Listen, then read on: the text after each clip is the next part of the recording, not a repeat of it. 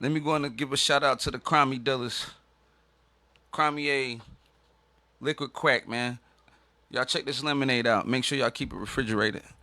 But man, let's go in and get right into it. I got none other than the notorious, well-known, infamous Mr. Freeway Ricky Ross. What's up? What's up? Man, what's up, man? Man, I really appreciate you stopping by, man. It's just such an honor to meet you. Um, and man, I just want to get a chance to, pick your brain, man, from an OG in the game to a young person like me coming Let's out of do it. South Carolina, man, and Yeah. a person like you coming out of what is it, South Central? South Central. South Yeah, yeah. Central, man. What was it like coming up as a kid in South Central?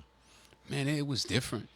South Central changed a lot right now from where it was when I grew up. It used to be a black community. Um, I can remember when we first moved over. Wasn't any gangs, and um, gangs took over. So we went through the gang phase. We went through the drug phase, Yeah, um, and now we going through the phase of what's the word when gentrification. gentrification. Yeah, Yeah, yeah. gentrification. Right now property in South Central, woo, it's sky high right now. You can't buy a house over there for less than 700,000, 800,000.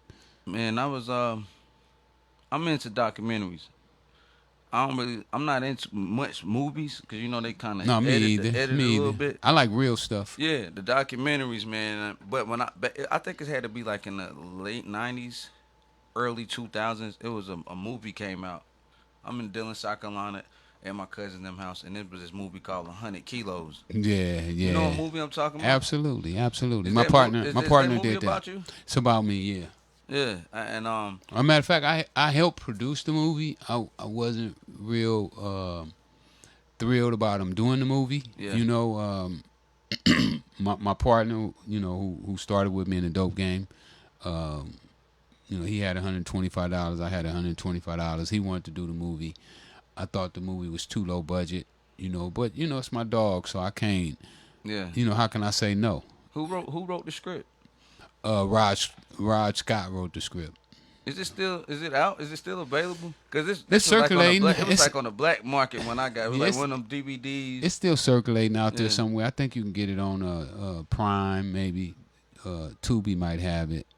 Um, but yeah, that was. I think they did that in the late '90s. They did that movie, and what's my man name? He played Bobby. Bobby Johnson played my role. Yeah. I talked to him about playing my role. Yeah. Was excited, about him playing the role.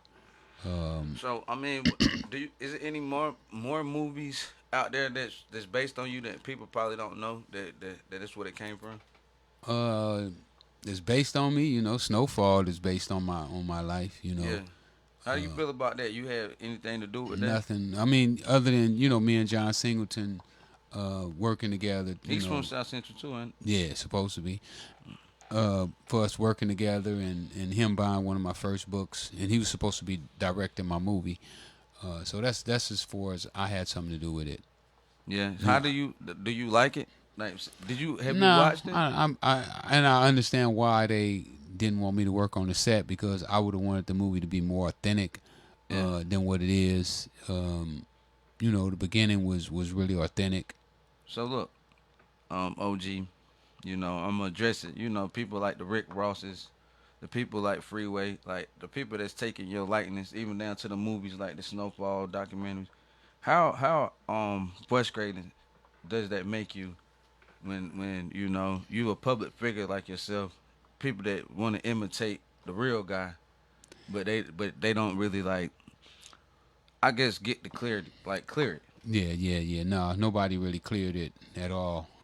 But everybody thought I had a life sentence without the possibility of parole. They wrote a magazine one time called My Obituary, Yeah. so people thought that I was dead and I was gonna die in jail. And they felt that my likeness, my story, my name was all open game, so they took advantage of it.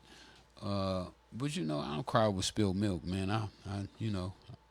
mopped the milk up and got the glass off the floor, and I'm doing my thing again. Hey, can you take me to that time where Oprah Winfrey invited you to her show? No, I never got to do Oprah. You what? I thought they was doing something about the cops. You weren't featured on like a I episode or was something. I was featured on It was a big talk show. I can't think of the name of it. I was featured on Montel Williams because I did Montel. Oprah wouldn't do it. Oh, okay, She okay. I wouldn't knew do it the was one of story. those talk shows. I was featured on now probably what you're talking about is when Oprah show was on. They did a story on me called Day One, And they was talking about the police and and them. they were talking about the police, the whole 9 yards, and they advertised doing the Oprah Winfrey show. Matter of Okay, fact, this came on right after Monday Night Football, okay. and that was one of the main reasons that I felt that they set me up my second time that I got arrested Yeah. because the second time I wasn't selling drugs at I all. seen it when you were saying that it was like a conspiracy. Yeah, Do you think the yeah. whole conspiracy law started with you, man? Nah, they've been using it, but when it comes to us blacks, they use it differently. Um, it was a prosecutor saying that they can indict a ham sandwich if they want to. So you talking about people like us who don't really have the backing that the political backing. We don't know to play politics. Yeah. I mean, we just vote for whoever everybody else voting for. So um, a lot of it come down to being able to play the politics, and we as blacks we don't play politics. Now, so when I was in the car and I got the call from Clock. Shout out to Clock, man. Shout out to Clark, Um, my girl. and I was excited. I hit her up. She's like, "Yeah, Ross said he'll do it." And um, when I was riding, I was thinking I want to ask him this question. Um, like being in the era you came from and in the era of today, do you think it'll ever be the game will ever be like it was? The dope Like, game. yeah, No, I hope it don't. I think that the dope game was a stagnant force. yeah. It took some of the brightest minds in our community. I almost feel like the government used the drugs to like draw out our entrepreneurs. The guys Kill them who, off. yeah, kill them off, lock them Real up. 'em. Yeah, yeah. Poison their mind. I mean, what greater way to come with a product that had no ceiling? There was no cap, where it looks like you don't have a boss, um, and you can grow as far as your ability and your mind would allow you to grow. But how do somebody that's like that find a connect? Everybody don't. Everybody got that mind back in the hood. They see people getting money. Yo, I'm gonna be the next Tony Montana. I'm gonna get all these kilos. I mean, how Well, how money, often does that money, happen? money, bring a connect. You can build a connect. Okay. You can literally take somebody and prop them up to a point to where, say for instance, if you my middleman and I save up $3 million, but I don't know who your connect is, I still have to go through you. Yeah, But every time you take my $3 million and spend my $3 million, that also props you up as well. I got you. I got you. I see what you're saying. And that's basically how I did it. I mean, in every game that I played in, I did it in the coke game. I also did it in the weed business as well. I take the people that's in front of me and keep building them up, and either to the point to where they can no longer be in that position or they sell that position. Okay. So look, And sometimes people sell that position. They'll be like, "Oh man, I'll take." I was asking somebody a couple days ago. Would you take $30,000 a year or $500,000 in 3 years? And most people they'll take that 30,000 right then, rather than 500,000 in 2 or 3 years. They need that money right there on the spot. They can't wait 3 years. yeah, they need it right now. They need it right They now. don't see the future. We don't live, most of us don't live for the future, and we make a lot of bad decisions, Off of instance, huh? yeah, off of instincts. So what do you got to say to the young kids out here now, man? That might I don't want to really say inspired by your story, but might want to imitate your story, thinking, well, I see what Ross did. I'm gonna do it different. Well, I look at it like this here, right? I sold drugs for 8 years, maybe 9. I did 20 years in prison. So you're talking about 30 years. I could have had a job at McDonald's, and worked the way I work, and I would have been a multimillionaire. I probably right now would own, 50, 60 McDonald's. When you was doing those 20 years, man, when did it set in? Like when, like man, like all the stuff you was Oh, doing. day one. Yeah. Everything started to flash back. Your first day in jail is a long time. The first day might be like 10 years to you. I mean, did you think about like, man, I should have did the tennis thing? 'Cause I know you was Absolutely. doing All that tennis and go, stuff. everything go through your mind. Did you know the Serena Williams and ain't they I, from that I, area? I knew them. Yeah. I Did know. you look at them? It's like, man, they could Absolutely. have been me. My kids were playing. I Yeah. had kids that Venus and Serena used to come down and play with. Okay.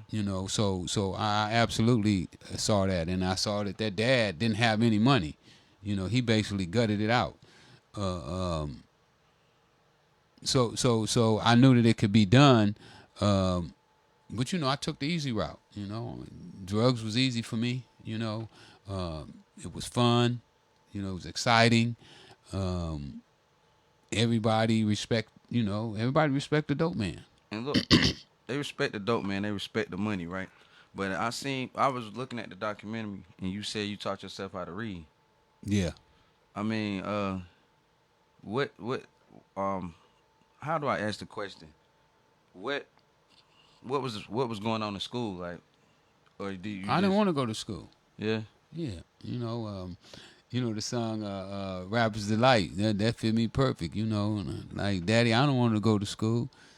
How was the school Said the system teacher's then, a though? Was it jerk. segregated then, or was Nah, it? it was segregated, but I mean, I just didn't see no reason to know how to read. Yeah, I didn't see myself using reading as a tool. Um, when we're putting our tool chest together, we take tools that we think we can use, and I didn't see none of my friends. I didn't want to have the job my mom had. what was your mom? What did she do? She was a janitor. Yeah, what was your pops? Did you have pops was around? He wasn't around. My pops was in Texas. He was a steel worker, but I didn't Like really. on the railroad or something, or like No, he worked in one of those factories where they melt metal and make bars and all that stuff. I don't really know the whole scope of it. Like I said, me and him wasn't tight at all. yeah. I really first time that I stayed with him, was when I got out of prison. How old was you? 35, 36. So you coming home straight out of prison, 35, 36. Um, what did you come home to? How difficult was it to like to regroup and start? It was difficult, but I read over 300 books while I was gone. I educated myself, while I was there. So uh, struggling wasn't something that I was really afraid of or worry about it. Yeah, Um, I'd embraced it.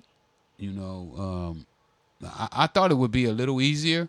I thought that somebody would be like, "Man, this dude handles money. Let me throw him, a few $100,000." Um, but it didn't happen. And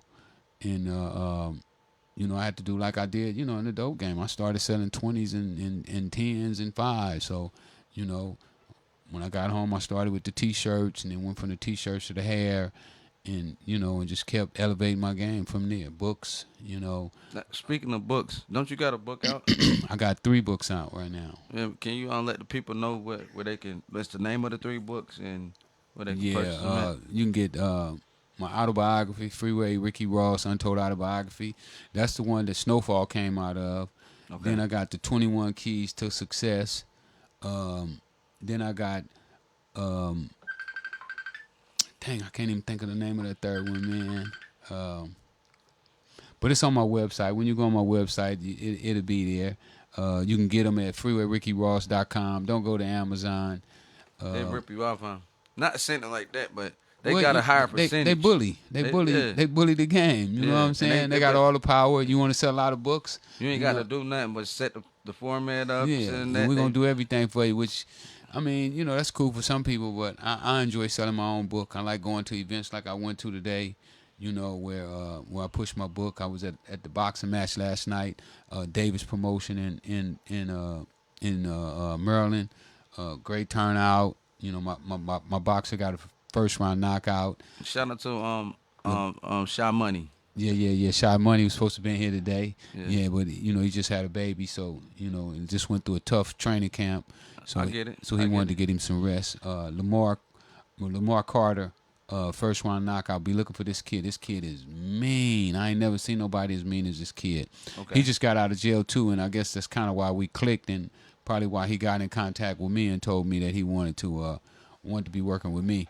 So we did that last night down in the Maryland, D.C. area. Man, hey, look, Rick. Not to cut you off, man. I just looked at the time, and I know it's ticking. There's so many other questions I got Go for ahead, you, let's go. It's your but time. I want to say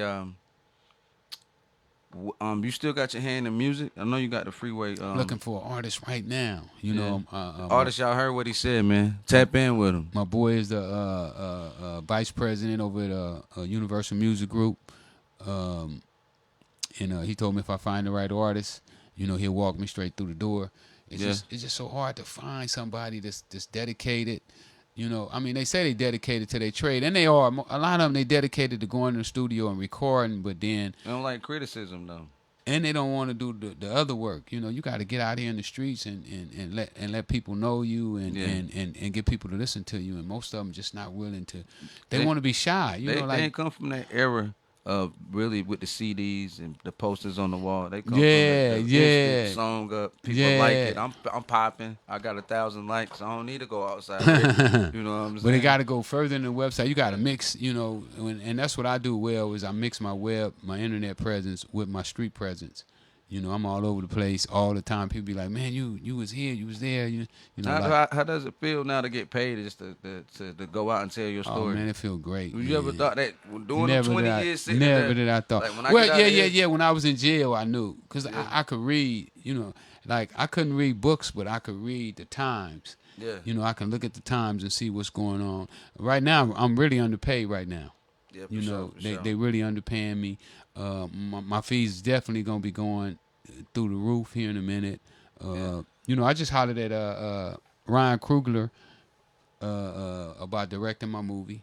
We had a little lightweight meeting a couple weeks ago in Oakland. I mean, man, right now in this time and place where just the whole industry, whether it's sports, rap music, whatever, you know what I mean, just entertainment itself. The independent game is so hands on right now. Yeah, I'm totally independent. Yeah. I had meetings with, people ask me all the time, man, why they ain't did your movie? Well, I could have been had my movie done. Yeah. A week after I was out of jail, I had meetings with four of the most powerful guys in Hollywood. Most people don't know their names, but they done saw their shows because you watch TV or watch commercials. These guys did them. And I turned them all down. They didn't want me to make any money. They wanted to buy me a car, put me in some clothes, and take my story and make millions off of it. And I didn't think it was fair, so I turned the deals down. I don't know. It was a rough time too. My mom was losing her house, but I seen that. I seen when that was happening. but I couldn't sell my soul, to save her house. You know what I'm saying? Yeah. I had to hold on to my dignity, and I seen they took the building or something happened with Yeah. you lost Yeah. millions messing with some crazy. I was like, Yeah, dang, this- yeah, I done been through it, but you know Yeah. what? It's all coming back. Right now, I can't walk through the airport. People recognizing me and thanking me for my for not just what I did in the past, but for my recovery, how I came back, Yeah. and they admire the way that Hey. that I'm coming back. Hey, speaking of can't walk in public and stuff, I seen it was a reel online. Was a dude? He was like, I'm on here with my uncle right now, and was that real? Was that? No, that was a stunt. Oh, okay, Trav, okay. Trav is a comedian, Oh, okay. I was like, yo, and he asked me to do I that. knew nobody wasn't gonna play like that, man. I was like, yo, No. Hey, it look real. It It did. look It real. did. Trav is good. Yeah, it look real. Trav is a hell of a dude, and he was just trying to help me sell the book, Yeah. and help Good me strategy. promote. Yeah. Yeah, and he do that to everybody. That ain't the first time. He showed me some reels before I did it with him. He showed me some reels where he go in a bar and he just go to order and stuff and say, "Oh, put it on this dude tab." Yeah, yeah, yeah. You know, the stuff like that. There, Yeah. that's his thing. But Yeah. no, it was good. And man, I had my partners calling, talking about busting his head. Man, Yeah, I'm like like, that's what nah, I'm man. saying. I'm like, yo, but Like, man, don't let him put you in nothing, man. hey, before we get out of here, um, I'm on a part two, man, if it's possible. You still out in LA, right? Yeah, yeah, yeah. I'll be back. You know, Shy Money be fighting down here, I think, next month. So I want to do the interview in LA. we can do I that. want to fly out to All right, LA. come to LA. I'm gonna fly out to LA. Come to LA. You gonna say, look, show me some of the spots. Do my interview like that, like Come on, we can do it. give him a visual of like, You can do like my book say, Riding with Rick. yeah, come on, let's do It's it, about 3 more books to go come out called Riding with Rick, man. because We people gonna do the say interview right on they Rick. get some experiences when they ride around with me. Cause I went out there one time, but I ain't know anybody, and I booked the street where the Crips at. Yeah, You know what I'm saying? I yeah. had them red, and it was like, hey, dude, you know where you at? It's cool though. Now Yeah. you can wear red. You know, Crips wear red and Bloods wear blue. It ain't as bad as it used to be. Okay, okay. So they ain't you can. It's Yeah, all yeah, right. yeah. It ain't as bad as it used to be. Got you. I got you, That man. gentrification is killing us right now. That's the problem. Got you. And you know now with Donald Trump with these raids, you know the economy fucked up out there right now. You know, Yeah. nobody want to go to work. You know, it's bad.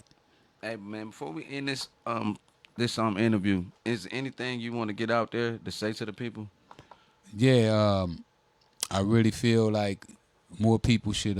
My book should be selling like crazy right now. You know, like because you know when I wrote that book, I was in prison with a life sentence, and I didn't know if I was gonna come home. And what I wanted to do was show young people my mindset. You know how I was able to take $125 and turn into $3 million a day, and I thought it was important that black people we learn how to do that because without without being solid economically, we're gonna always be liking. We're gonna always keep the jailhouses full. We're gonna always lead the murder rate because when a person is broke, they turn on the people closest to them.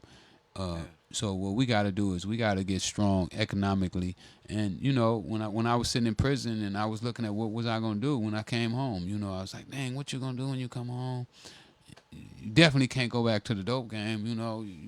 You just if you're gonna go back to the dope game, you might as well just stay here. Tell them don't even let you out. Yeah. So definitely, I promised myself fusively.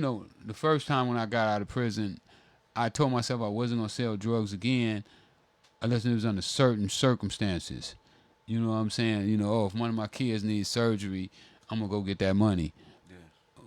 What I had to do this time, though, under no circumstance could I sell drugs. No matter what happened, how bad it got, I couldn't go back to selling drugs. So what I'm saying is that in my book, I talk about the mentality that it took to take that kind of money and turn it into what I turned into then and now what I'm turning into right now. Because people don't know, I'm about to take over the whole boxing game. Yeah, for sure, man. They hearing it right here live, man. And with the book, I'm gonna promote it to my friends. Like I said, we come from that documentary era. Yeah. When we look at something, man, we just take it for face value, but we won't really get in depth with it. You know what I mean? So check out the book and get in depth, and he gonna teach you how to turn 125 to 3 million. Ain't no question. Way Too Dirty podcast. DJ Ransom Dollars, Big Freeway. We out. Appreciate you stopping, my brother. Cool. Appreciate that, man. No doubt. That was love.